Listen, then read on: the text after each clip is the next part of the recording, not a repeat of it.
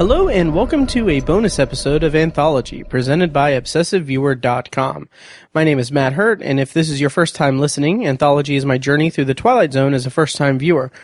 Each podcast, I review one episode of Rod Serling's iconic series and round out the show with a bonus review of a movie or show related to the week's main topic. But with Season 4 of Black Mirror recently premiering on Netflix, I'm covering each episode of the latest season of Charlie Brooker's Anthology sci-fi series in this bonus episode series. You can find more of Anthology at anthologypod.com, and for a full episode archive, including my bonus episodes covering Black Mirror's first 3 seasons, go to anthologypod.com/archive. And if you want to contact me, you can use the Facebook page at facebook.com/anthologypod, tweet me at OVAnthologypod, or send an email to matt@obsessiveviewer.com. And if you like what you heard, and if you like what you hear, and you want to support the podcast, the easiest way to do that would be to go to iTunes and leave a rating and review. The more ratings and reviews I get, the easier it will be for my show to kind of stand out in the crowd of movie and TV genre podcasts. And finally, if you want to show your support with your wallet, you can do that by clicking the donate button on anthologypod.com or by visiting patreon.com/obsessiveviewer to set up recurring donations. Any donations made will help pay the fees to keep the podcast running and are greatly appreciated. So today on the podcast, I'll be discussing Arkangel. It's the second episode of Black Mirror's 4th season that premiered on December 29th, 2017 on Netflix. But before I get to that, I do have one little piece of news and a little bit of feedback about the last bonus episode. So, the news is that, there was an article by, I think it was Screen Rant it was screencrush.com. And, basically they embedded a video where, Charlie Brooker said, actually, I'll play a clip from the video here. So here's his quote about, the singular timeline theory, essentially. People used to say to me, are these all set in one shared universe? And I'd say, absolutely not. Something horrible happens in that bath in one of the other episodes. And now, for the first time, I think one of our stories explicitly starts referring to things that happened in other episodes. So, yeah, so that was his kind of blurb about it, just basically saying that, basically referencing that Black Museum does reference other episodes explicitly. But, something that kind of stood out to me or kind of got under my skin is that, like, the headline is Black Mirror boss admits to shared universe and new behind the scenes featurette. And I wrote this very long-winded soapbox response to that headline on the Anthology Facebook page where I shared the link. So basically, and kind of the long and short of it is that I think that well, yes, it would be it's a fun thought exercise to go through and try to connect the dots and try to create like a timeline of Black Mirror, of the Black Mirror shared universe or what have you. But it gets so under my skin because it seems like it's destructive to the art itself. So what I mean by that is that us as a culture of just people watching TV and movies, it seems like there's a very vocal subset, or there's a very big piece of the conversation about movies and TV that is going toward this speculation and rearranging ideas presented in art to kind of fit this narrative or fit this theory that someone has about it. And I'm kind of reaching the point where I think that that's just really detrimental to the art itself. So in this case, we have this theory that, Black Mirror all takes place in one shared universe. Okay, fine. You can go ahead and do that. They do sprinkle in Easter eggs here and there, which I'll talk more about in detail when I review this episode here, but I'll just say my piece on this here. But, like, they sprinkle those Easter eggs and everything, but okay, if you spend X amount of time just trying to reconcile the Easter eggs of each episode, that kind of can make it so that you're not really focusing as much as you probably should be on the actual content of the art, of the content of the episode and what it's saying. And when you're dealing with something as so steeped in what can be so steeped in subtext as an anthology science fiction show can be, that just really just gets under my skin that people are, it seems like some people, there's a chance of people missing the point of the art and trying to connect it and everything. So that just bothers me that there's this kind of clickbait culture of like, oh, the Black Mirror boss confirms that it's a shared universe when he says that, oh, hey, we have an episode that references other episodes. Okay.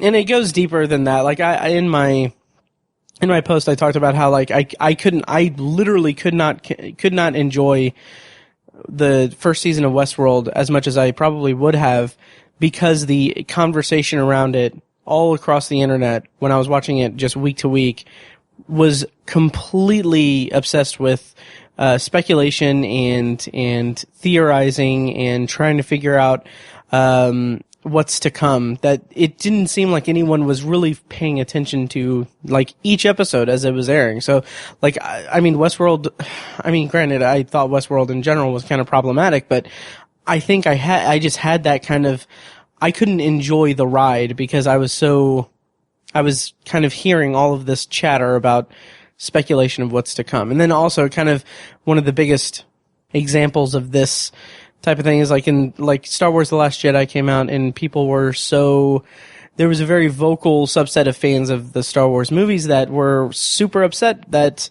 the movie didn't pay off their 2 years of speculation after the Force Awakens. Like, I mean, I guess, yes, you have some issues with, like, people are free to have issues with media and everything, but I just, like, I listened to, not hundreds, but probably close to a dozen episodes of different podcasts across the internet, just seeking out reviews of The Last Jedi just to get a sense of what the conversation was around it. And a majority of the time I spent listening to it was just hearing people bicker about how their theories about everything that was planted in The Force Awakens were upended and how that negatively impacted their enjoyment of the movie. So I don't know. I just think that there's a bigger conversation to be had about that. And I don't like that Black Mirror is kind of falling into that with kind of, sites kind of harping on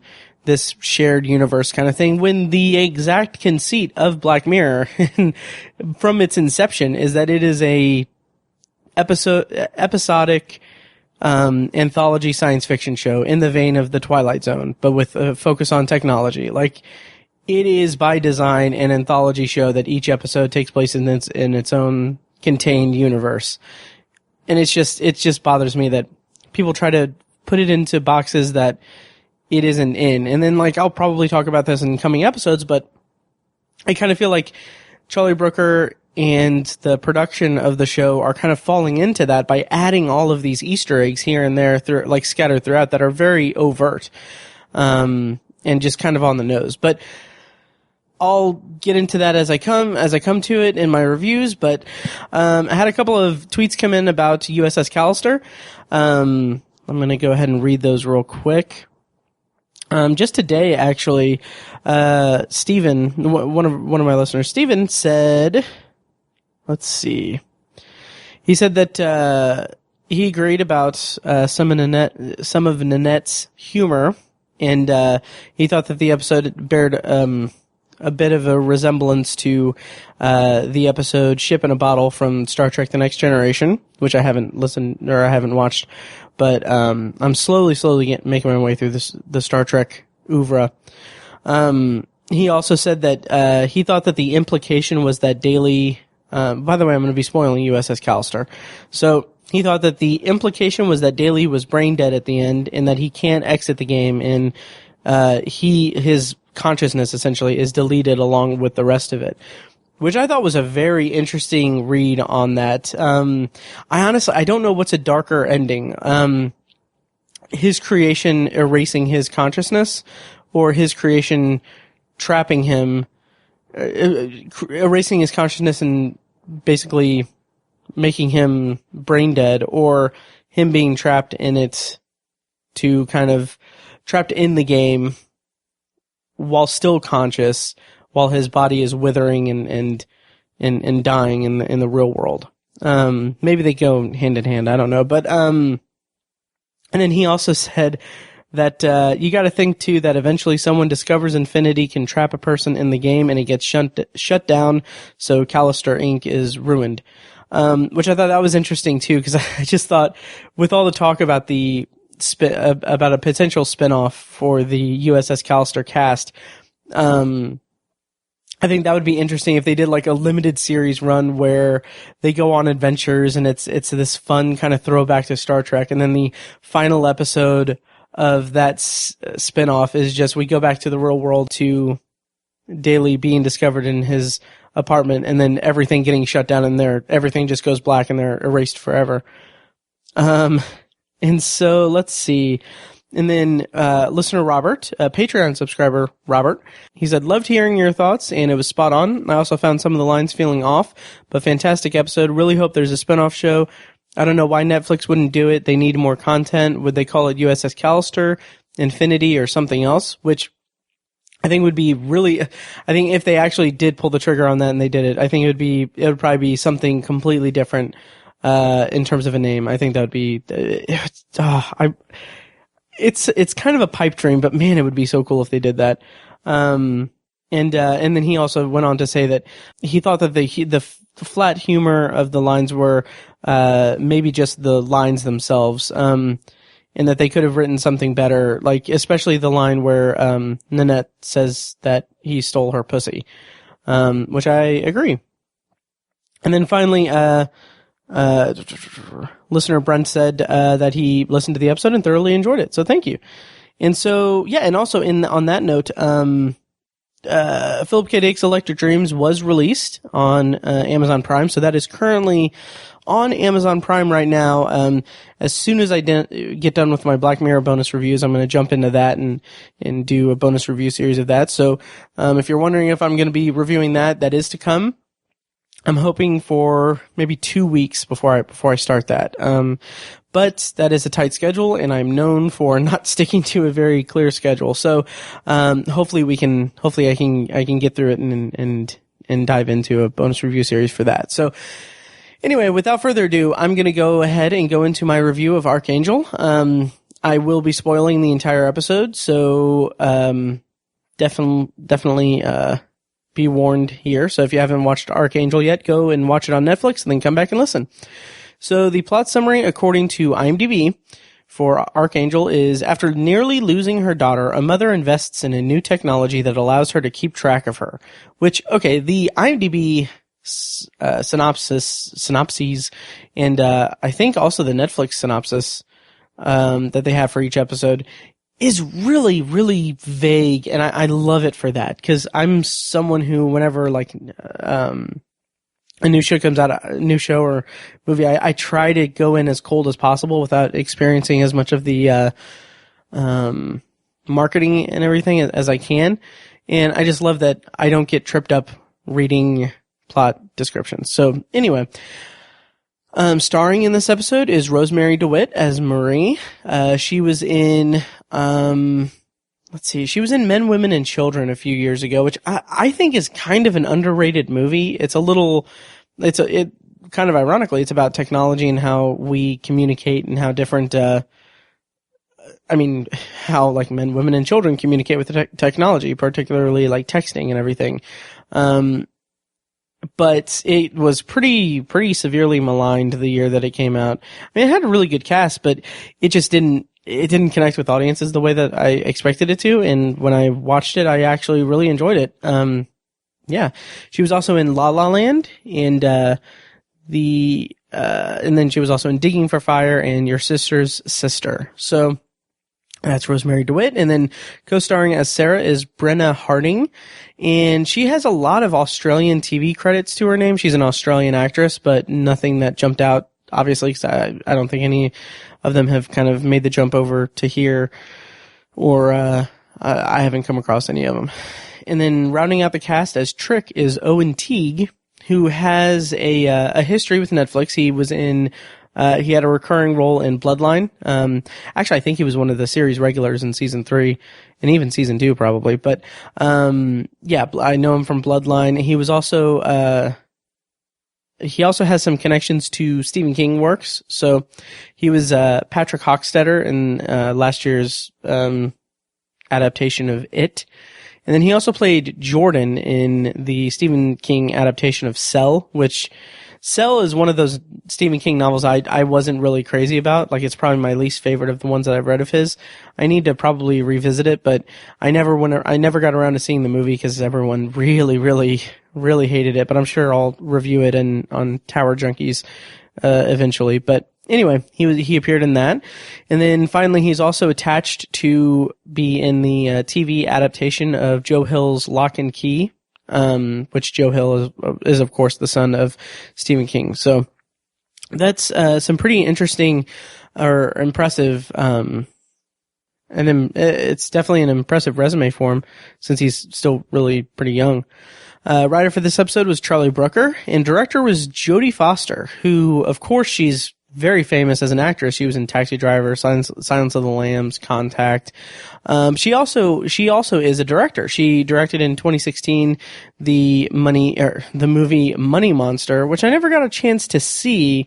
But that one had, I think it was George Clooney and, I can't remember his name, but it was about a televised kind of hostage situation. But anyway, that was Money Monster. And then she also directed 2 episodes of Orange is the New Black and 1 episode of House of Cards. So she has some history with Netflix productions. And then also she directed the movie The Beaver with Mel Gibson as someone with a beaver puppet. I never saw it, but it sounded kind of weird. So yeah, with the talent rundown complete, I'm going to go into my review. Now, my initial thoughts, I've watched this episode a couple times now. So the first time I saw it, I thought of it as kind of probably my least favorite of the season. And I think part of that might be because I'm a 31-year-old who's single with no kids. And to be honest, I'm not someone who at the current time of my life right now, I don't see myself ever wanting kids or ever having kids. So some of the parenting aspects of the story are maybe just a little bit lost on me there. Obviously I'm not sitting there thinking like, oh, why is she freaking out because her daughter's gone or whatever. But I kind of feel like it didn't resonate with me that much because that's just not, parenting is not something that is a part of my life at all. But most of all, I kind of came away from my first viewing of it thinking that the story didn't track as well as it could.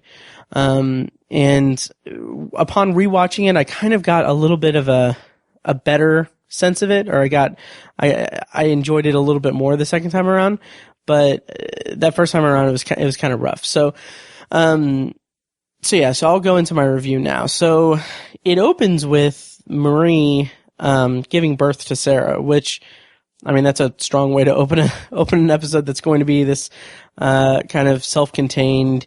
The way it's described, actually in that behind the scenes video, is that, it's kind of this indie short film. And I definitely get that. I definitely get that feel to it. It's about this, it's an indie drama. So one of the first things that Marie says to the, nurse or doctor who's helping her is that she said, I couldn't push anymore. And I kind of keyed into that when I heard it the second time, because I kind of get the feeling like that's she's already a kind of protective, sheltering, overbearing parent in that moment, because I kind of feel like the subtext of that is that she was afraid of harming the kid, like harming the baby as she pushed her out. So I think that is kind of an interesting thing to kind of bring us into the episode. And then right from the outset, the first moment of Sarah's life, Marie fears that she's a stillborn baby because she doesn't hear Sarah crying, and the doctors don't immediately say that she's okay or anything. It takes a beat. And like in that moment, like, I mean, I could absolutely understand that fear. And I like that that's our introduction to it. Like, we're very quickly into the dynamic of how this episode is going to go, and the way that this dynamic is going to function throughout the course of the episode. So that's kind of a cold open. We go in, we get back to Marie and Sarah. Now Sarah's about 3 years old, and Marie is a single mom living with her father, and she's raising Sarah on her own. And I kind of like that dynamic. Her and her father, I didn't look up who the actor who played her father, but I just really like that dynamic. They seem very close, and it's the chemistry of Marie and her father is really feels very genuine, I would say. And one of the first scenes we get of Marie and Sarah is Marie taking Sarah to the park, and then the episode just really displays the very real fear of losing her in the park. And I like the way that it was handled, because Marie was only talking to the other mom for just a very brief moment.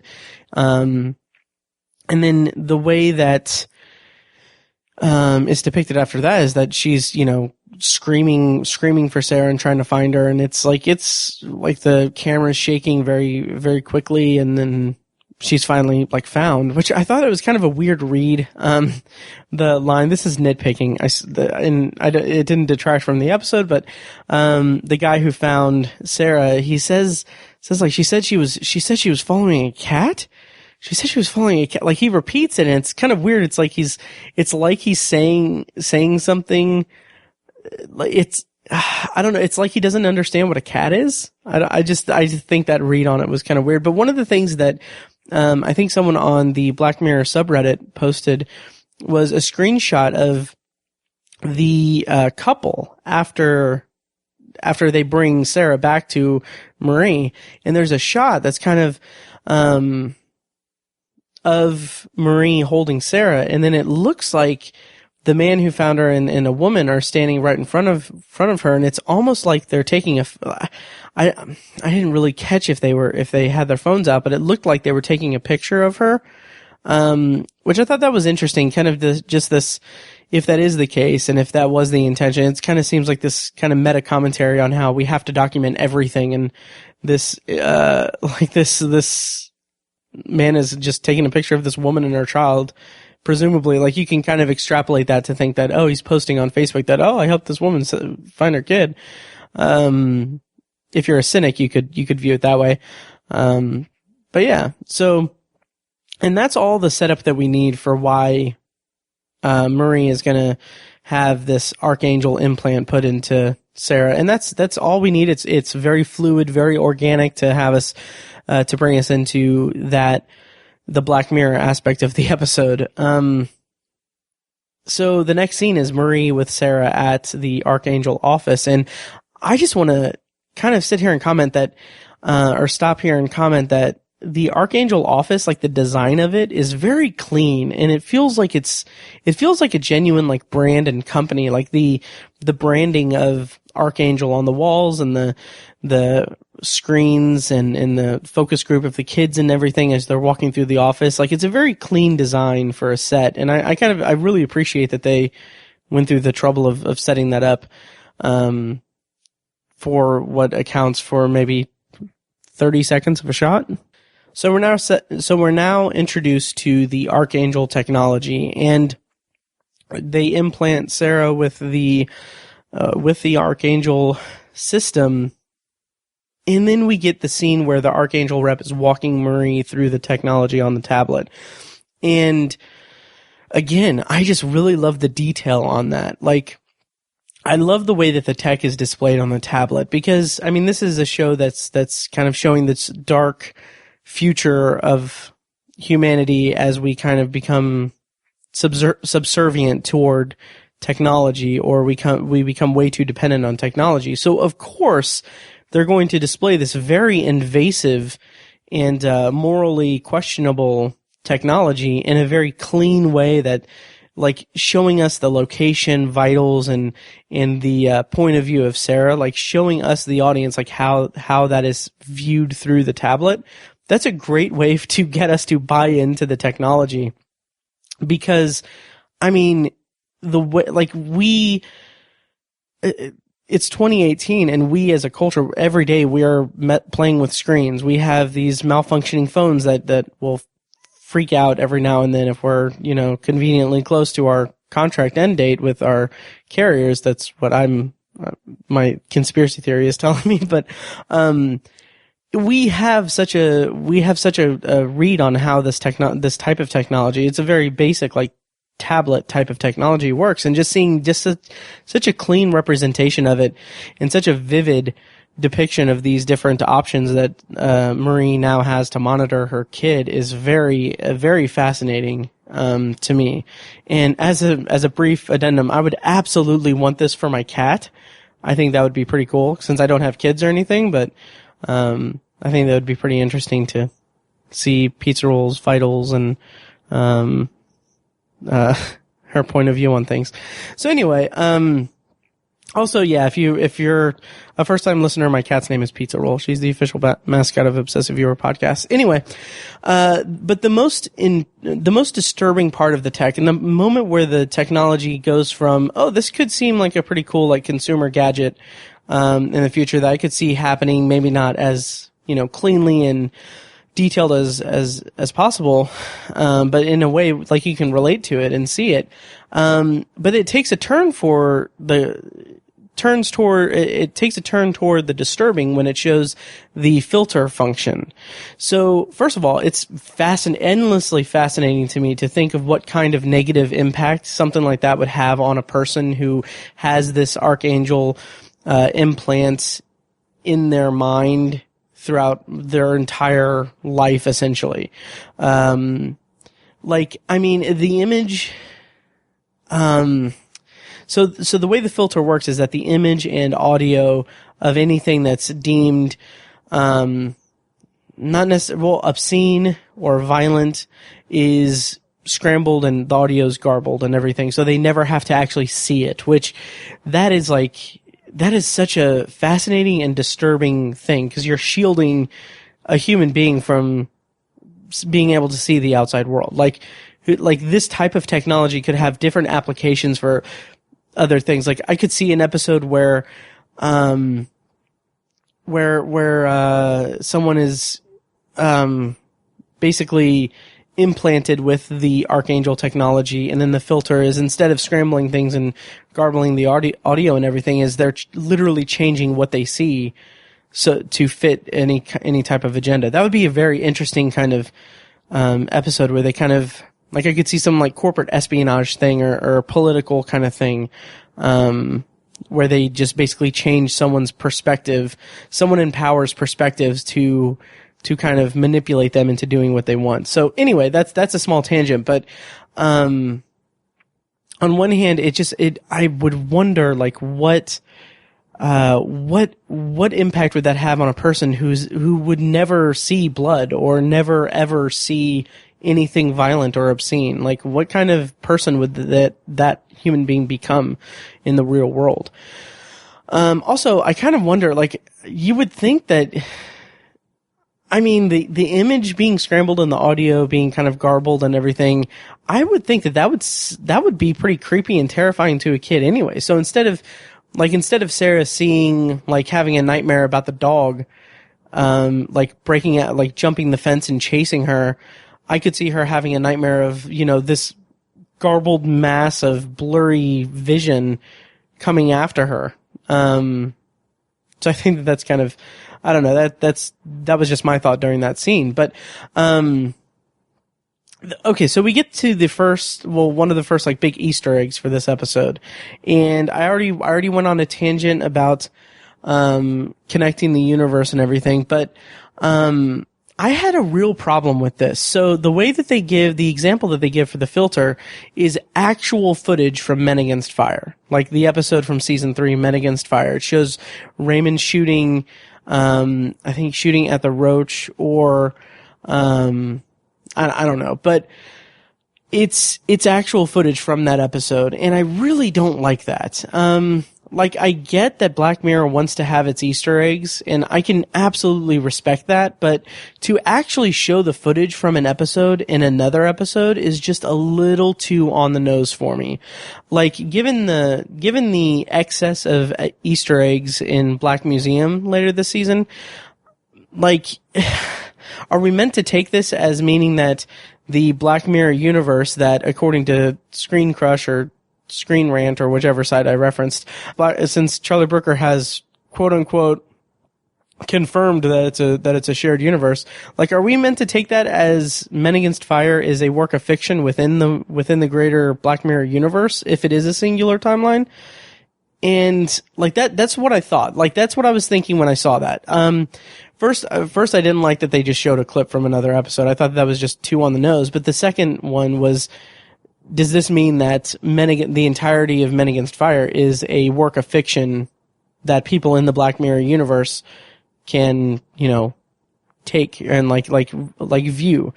And these just are thoughts that I don't want to have while watching the show. Like, I don't care if Men Against Fire is a work of fiction. I don't want to be distracted by an episode that I'm watching of Black Mirror with the memory of another episode, or to make a comparison to another episode. Like it's just detracts from my viewing of it. Like, you can have your Easter eggs and everything. Like, you can say like, Arkangel is an offshoot of the TCKR technology. Not that it's ever said in this episode, but you could have that, and that's fine. That's perfectly fine. That's a reference to technology that's been established in another episode. That's fine. But to actually show a clip from another episode, it just did not sit well with me, and it just made me. It took me out of the episode and made me wonder things that I didn't need to wonder about. It really bothered me. And I feel like it's part of that is just that, I guess seasons 1 and 2, when it was on, Channel 4 in the UK, like, it was a pretty small show, and then you had the Christmas special with, Rafe Spall and John Hamm that had like little bits and pieces here. Like, I think they had the White Bear logo in it, and kind of little things that connected to it. But then I feel like it kind of became this bigger thing. Black Mirror became this bigger thing, and then Netflix bought it to bring it to Netflix. And then we get season 3 has some Easter eggs. And then I feel like Reddit and like the internet has kind of influenced the production to include more Easter eggs as a fun little aside to the people viewing it. And I think that's just, I don't know, it's kind of a shame. I just wanted to go back to being kind of a subtle kind of nod at other episodes and everything. I don't need it to be this big interconnected thing, and I definitely don't need clips from other episodes being played in an episode. It just seems kind of, it just detracts from it. I don't know. But anyway, tangent over. So after Sarah has been implanted with the Arkangel, we get this very kind of sweet hide and seek scene where Marie is watching Sarah's point of view from inside from her hiding inside of a closet. So she's watching as her daughter is running through the house, asking her grandfather where her mother is and everything. And what I found kind of fascinating about this scene, and maybe I'm reading into it a little bit, but I like that Marie becomes very possessive of Sarah and very obsessed with monitoring her with this technology. And the kind of parallel that I drew from the scene of her in the closet was that it's almost like she's it's the same kind of thing of as if Marie were just like really obsessed with watching a TV show or watching TV. It's like kind of this thing that, I mean, I've built the last 4.5, almost 5 years of my life around, commenting on stuff that I watch and everything, specifically because I am one of those people that is obsessed with watching stuff and watching screens.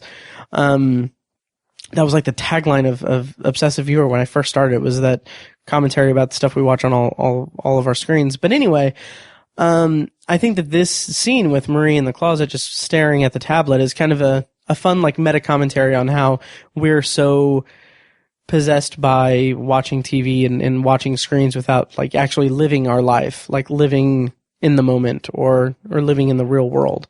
But maybe I'm reading into it. But anyway, that's the connection that I made. And then after that, we get the introduction the first of 2 scenes with the biker guy that Marie is a physical therapist for, that is going to be called back later in the episode. And then we get her father's heart attack. So this scene was kind of sad to me, or sad and a little chilling as well, just because the idea that Sarah is she can't, like, she's 3 years old, she can't like help him or anything, but also the fact that it filtered the image, like, just the, like, what's the flip side of that is that if they hadn't gotten him to the hospital or hadn't gotten medical assistance to him, say for sake of argument that he were to die in that moment, then Sarah, maybe if she was older, she would have that memory of watching her grandfather die, but the actual memory would be just switching over to a blurry thing. Like, that's just kind of crazy that's like, this technology is having that effect on her view of the world. And it's a parental filter for the entire world. And that's what makes it so wrong in the most Black Mirror way. But he was fine. So that's more of a thought experiment on my part, but, he's alive and fine and everything. So after this, and this is one of the things I really enjoyed about this episode, is that it is a very long time span. So we get this time lapse moment on the swing where Sarah is on the swing, and then, like, each time she comes into frame, it's like a slightly older Sarah until she's a bit older. I don't know how old she's supposed to be in this second kind of act of the episode. I want to say like 10 or 11 maybe, but like, our introduction is like the grandfather has died recently, because it's a freshly placed grave. Which, by the way, I kind of skipped over this because I didn't put it in my notes, but there's a scene where, after they implant her with the Arkangel, where Marie and her father are talking, and he's kind of saying that, like, he's kind of voicing his concern, saying that he makes mention that he's like, I'm 2,000 years old, and time was we would just open the door and let them run around and be themselves. And it's a nice, like, back and forth between them, but I kind of want to mention that I thought it was funny because I actually remember during the 12 Days of Black Mirror thing that Netflix was doing, or that they were doing on Facebook, where they were promoting each episode individually with a poster one day, and then a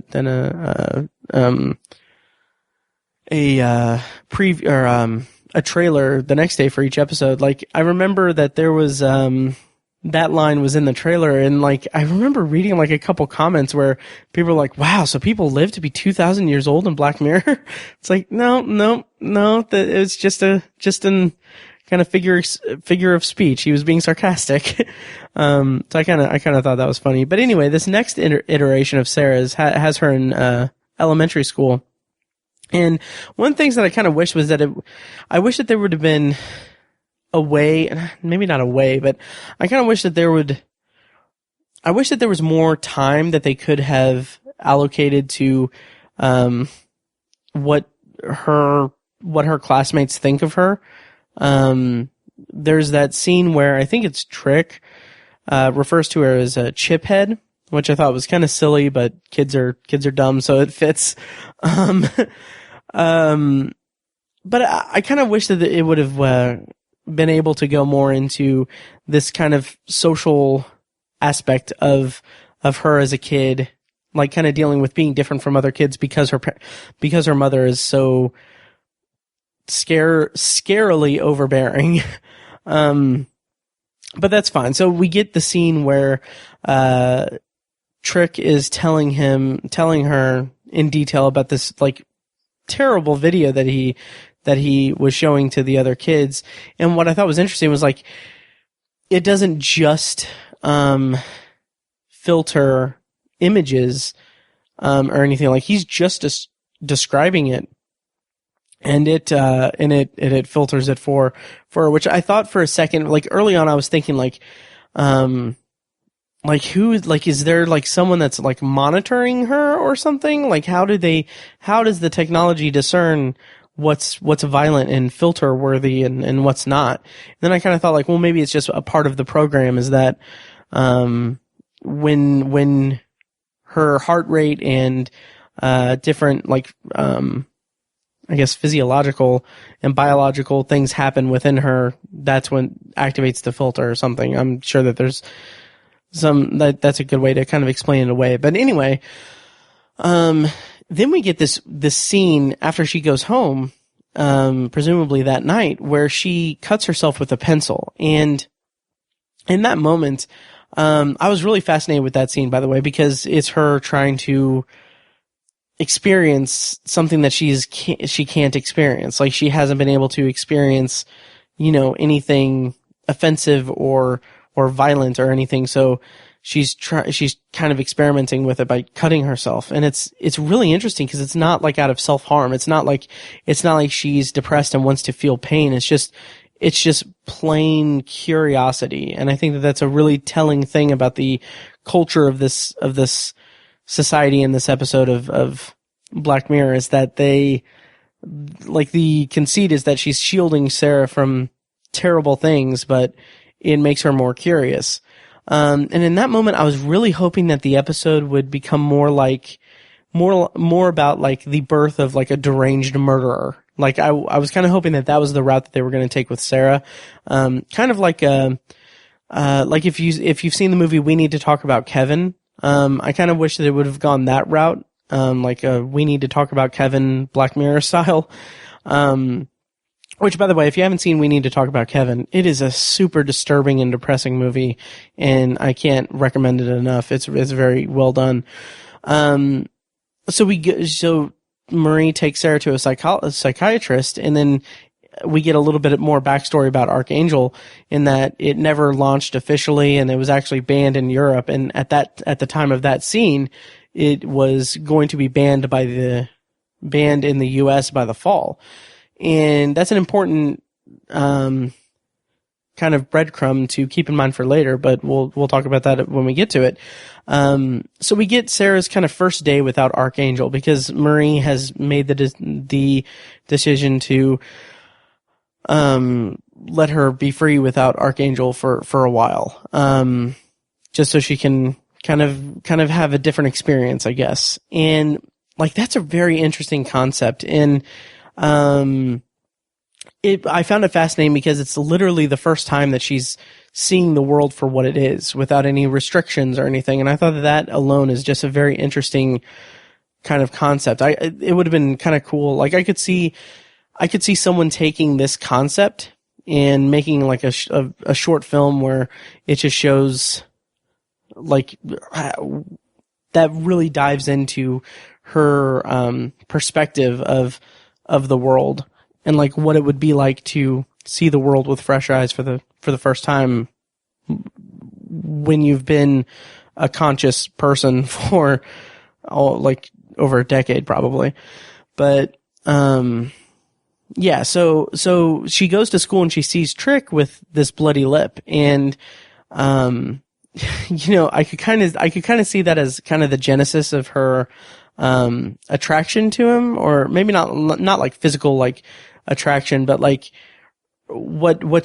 she's drawn to him because he is literally the first sight she has of blood is by seeing his bloody lip.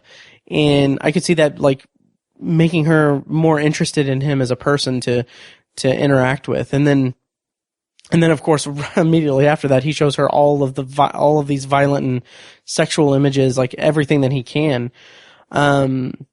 But I think that moment where she sees him with the bloody lip before all of that's kind of the kind of hook that makes her drawn to him, throughout more time, like throughout more of her life, essentially.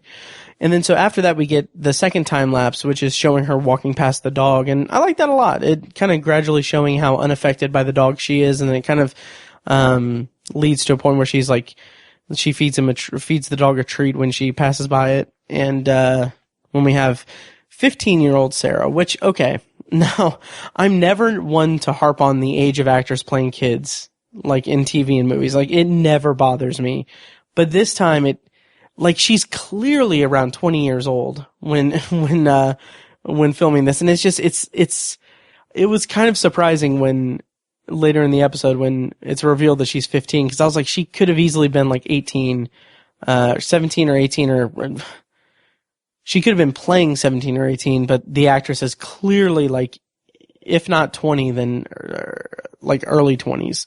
But the other side of that is that I like that the wardrobe for 15-year-old Sarah, I like that the wardrobe has her dressed very conservatively, like she's got a long skirt and just very much like, kind of not restrictive clothing, but like conservative clothing. Like she seems like she kind of walked out of a church in the 1900s. And I like that because it matches her home life kind of to a T. And the shield, it says a lot about the shielding that Marie has done.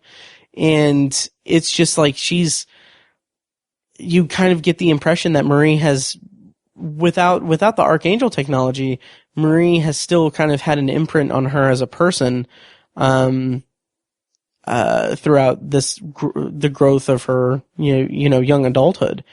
And the downside of that, as in terms of just, in terms of the viewer experience, is that I feel like that wardrobe, while effective for the character and everything, kind of is what makes her look closer to the actress's real age, which I looked it up, and it, according to Wikipedia, so grain of salt, I think she's like 21.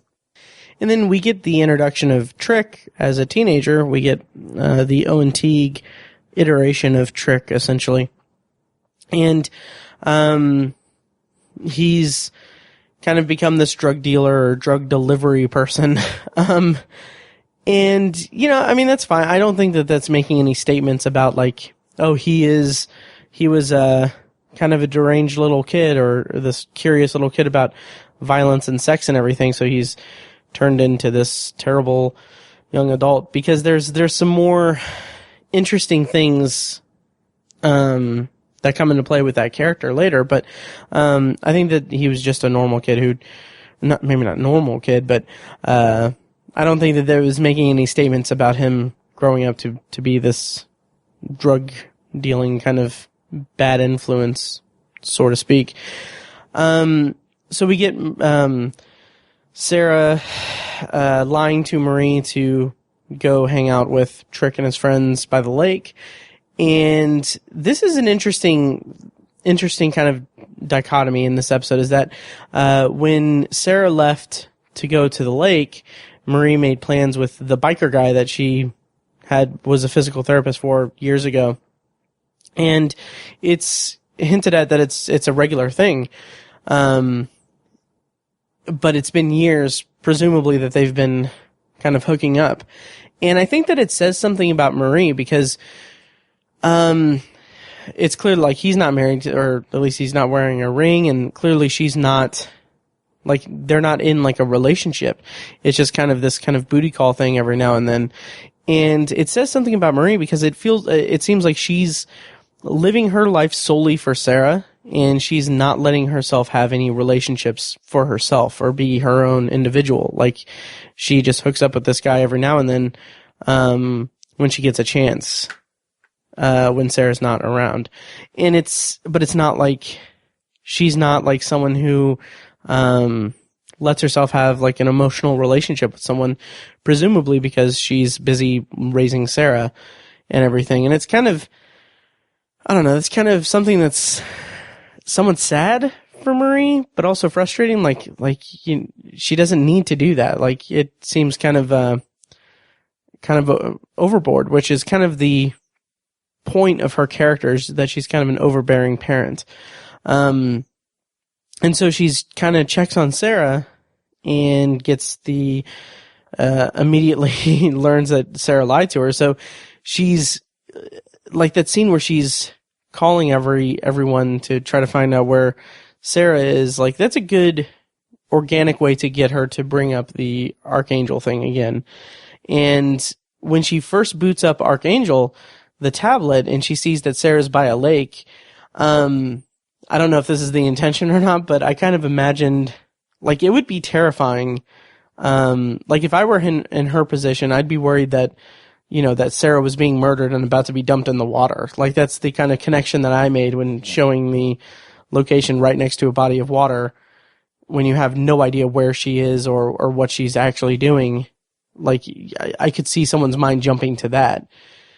And then you get the sight stream, that shows Sarah having sex with Trick, and like the way that shatters Marie's world is, I wouldn't say it's comical, but it's really, like you can tell, like you're right there with Marie. Like I didn't like feel like, let's see, I didn't side with Marie there. Like I didn't think like, like that's horrible. I feel so bad for her. But I felt bad that like at her, like I don't condone Marie's overbearing behavior or anything, but I felt sympathy for the character because clearly like that character, like that completely shattered her view of her child and her entire world of parenthood toward her. Like that was a really awkward thing and very hard to watch. Like I felt a lot of sympathy for Marie in that moment.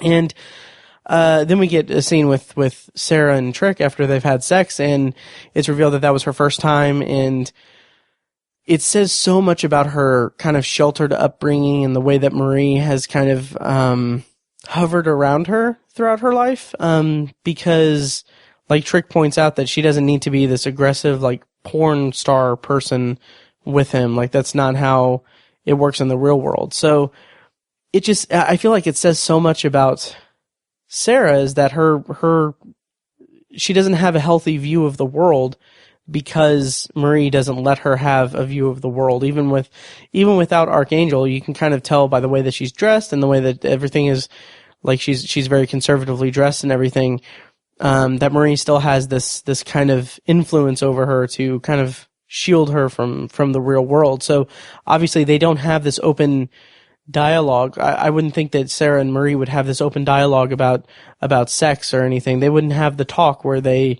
like it's not a normal thing for her. So she has to find, she just assumes that like porn is what sex is like. I just thought that was a really interesting kind of, character building for Sarah and for Marie by extension. And then you get more of Marie, or not Marie, but of Sarah, wanting to experiment and like see this kind of sow her oats essentially. Like she wants to try Coke. She wants to experiment with Coke. And it's like she pushes Trick into into like letting her do like a line of Coke just to see what it's like. Like she pushed him into it, and like he didn't want her to do it. Like it's not like a thing where he was trying to it wasn't like a thing where he was trying to be controlling over her or anything. It was just like he just didn't want her to do it. And you can kind of tell like Trick seems like he kind of actually, I don't know if I'd go so far as to say that he actually like really cares for her, because I mean he could, but it just seems like he's a lot more level-headed than you would think up until this point. Like he knows what's kind of good and bad, and he knows the difference between right and wrong. He's just kind of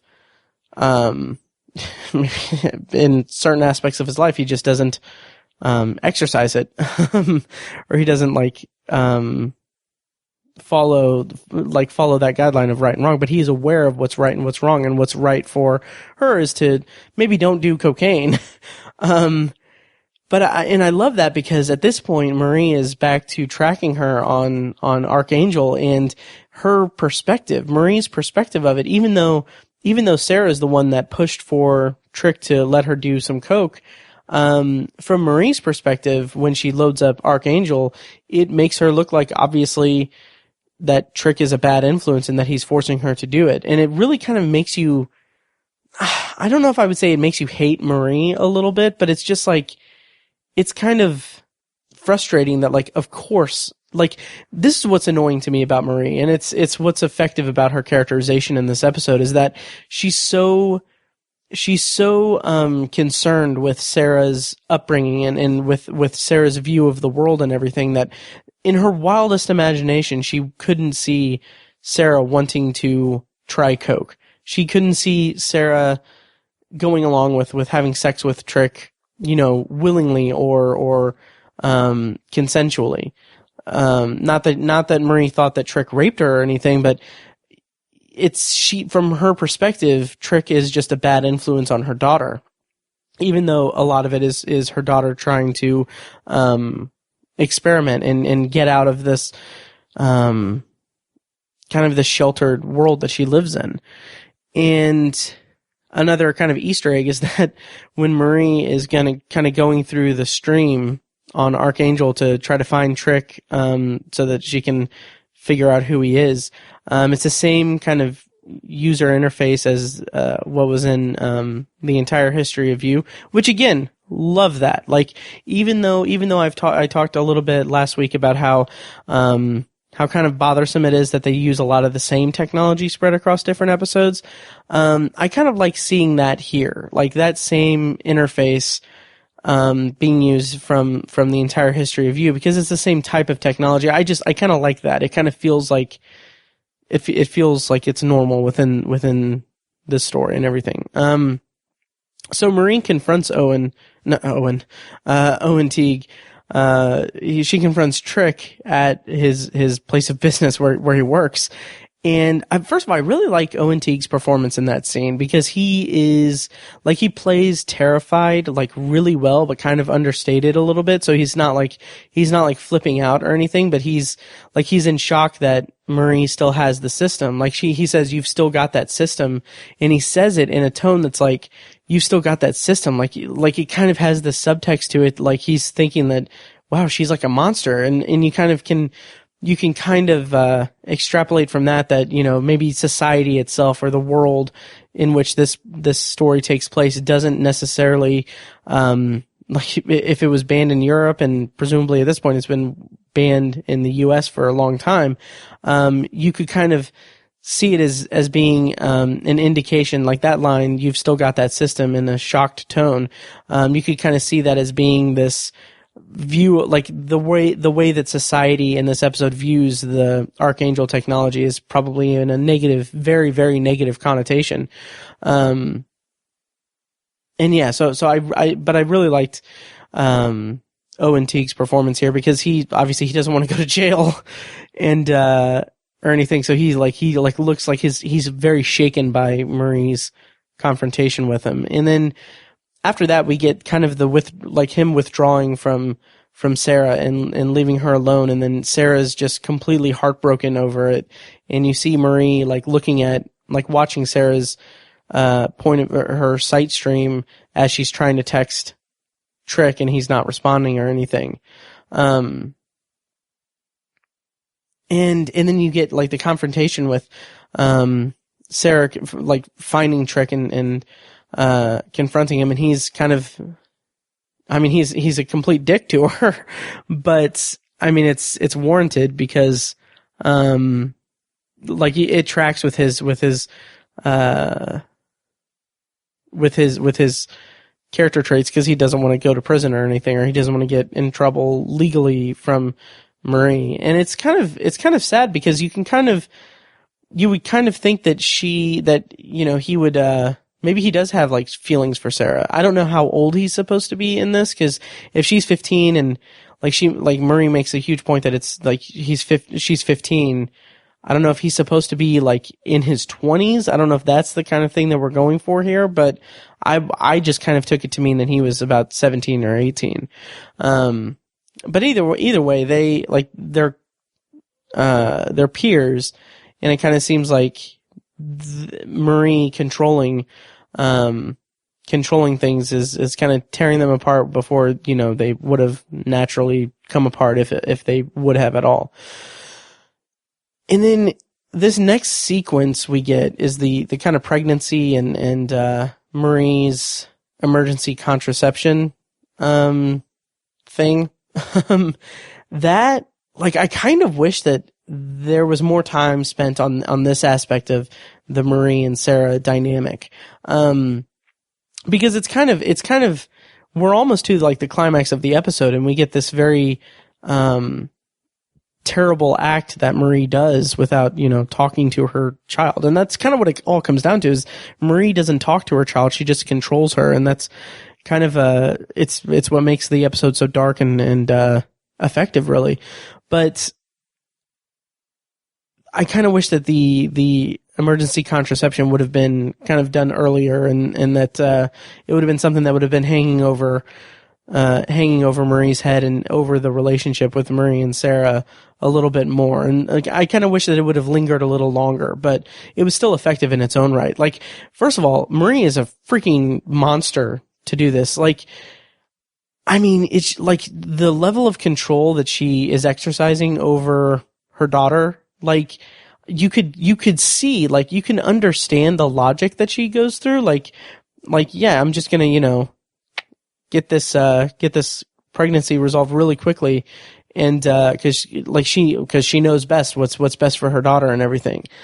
And it's just like, what makes it monstrous is that there's no conversation. There's nothing that's like, there's no communication within this family. Marie is just this controlling person who, instead of talking to her daughter about things like sex or things in the real world, she has this filter planted into her daughter's mind, so she doesn't have to do that. And making the completely executive decision where she finds out that her daughter's pregnant before her daughter even has any conscious knowledge of the pregnancy, Marie goes and drugs her so that that the pregnancy is terminated. Like, that is just monstrous behavior, because it's taking away Sarah's agency, her ability to make rational decisions within her own life. And that's what's terrifying about this episode and about Marie as a character. And I just wish that there was more there was more time spent in the aftermath of that. But that's a small quibble, because I thought that was a really effective plot point for the plot to go to. And so Sarah kind of discovers, it's kind of a all in, not all in one fell swoop, but it's this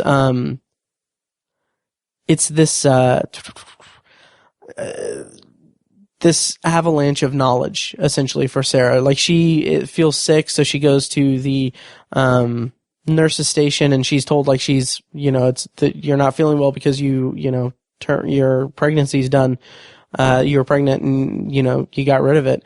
And she's completely in the dark. She has no idea or anything. And so she suspects Marie, and she digs through the trash to find it. And like that, and then she goes and finds the Arkangel tablet. Like, all of that, that's like all a lot to take in for Sarah as a character.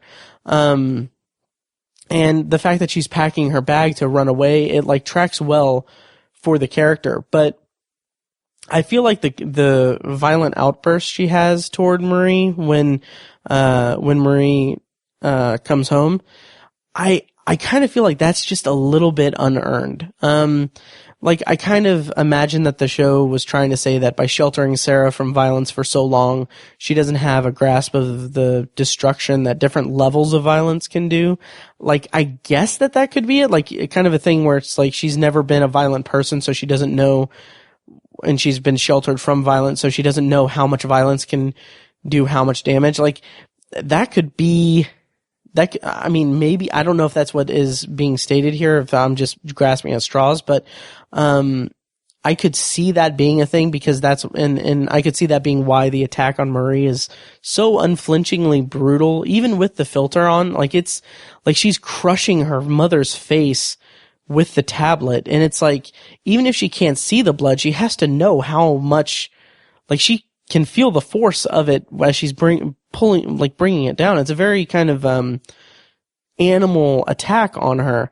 But I just don't know if I buy into the idea that Sarah would lash out so far as to nearly murder her mother. Like, it was a shock to me that she wasn't dead. Like, I really thought that this was the end of the episode, that she just murdered her mother with the tablet that she used to control her. And like, if that was the end of the episode, I would have been really disappointed, because that, I don't think that would have been earned as much. But,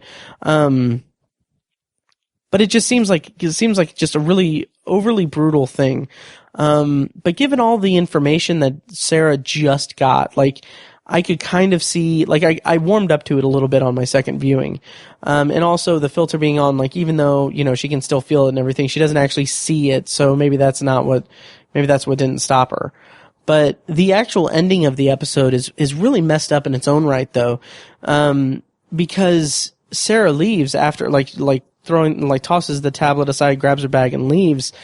And I kind of imagine that Sarah believes that she murdered her mother. Like, Sarah doesn't have she doesn't know that, she left before Marie got up. So, you know, you would think that Sarah thinks that she just murdered her mother.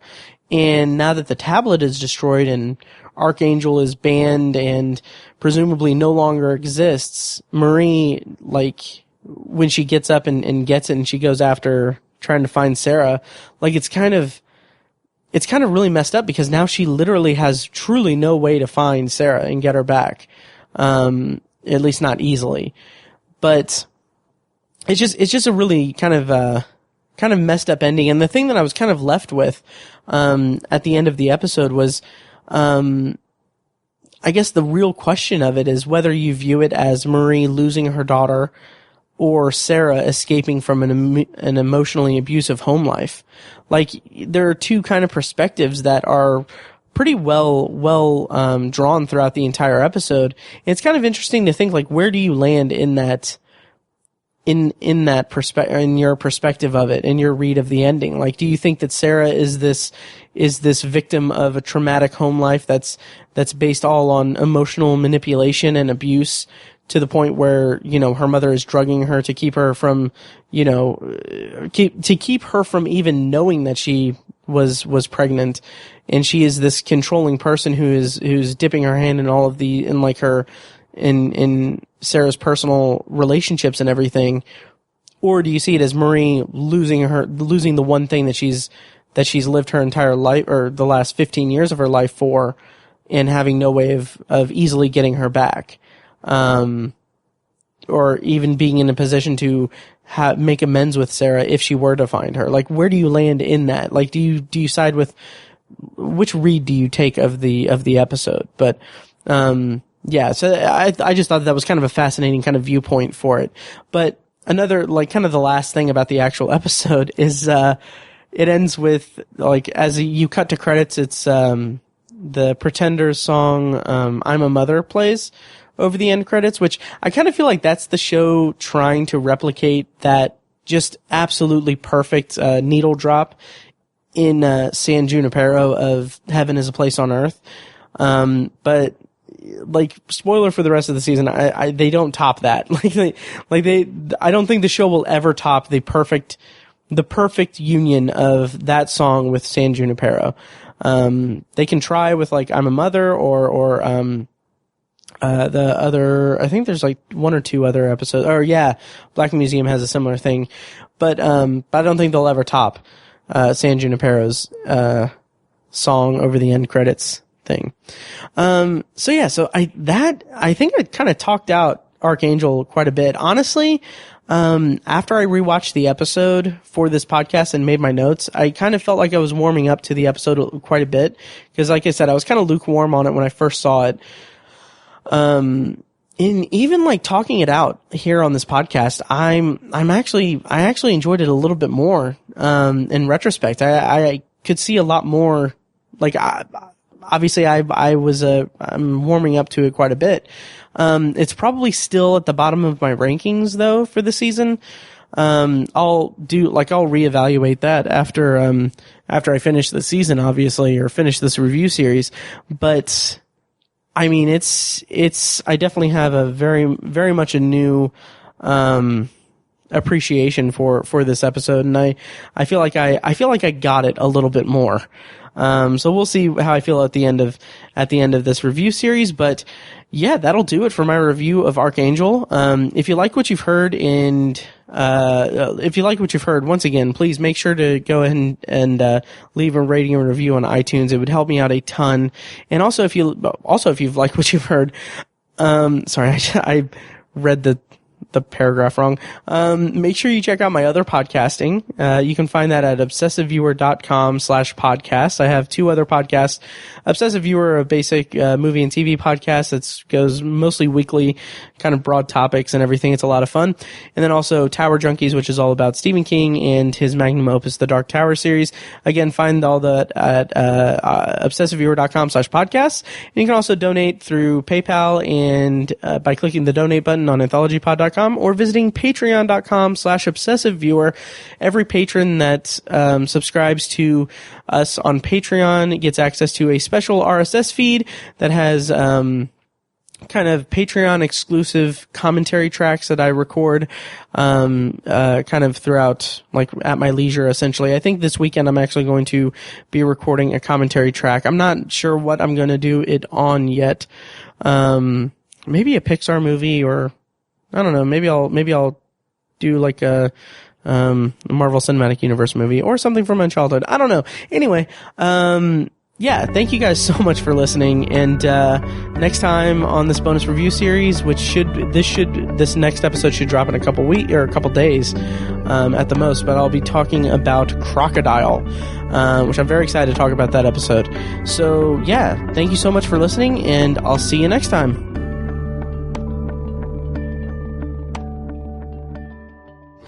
We're doing our first American indie set in working class East Coast America, directed by Jodie Foster. I really believe in short story form. Some things have a beginning, a middle, and an end, and I feel like that's the voice that I'm the happiest with. Action! Thank you for listening to Anthology, presented by ObsessiveViewer.com.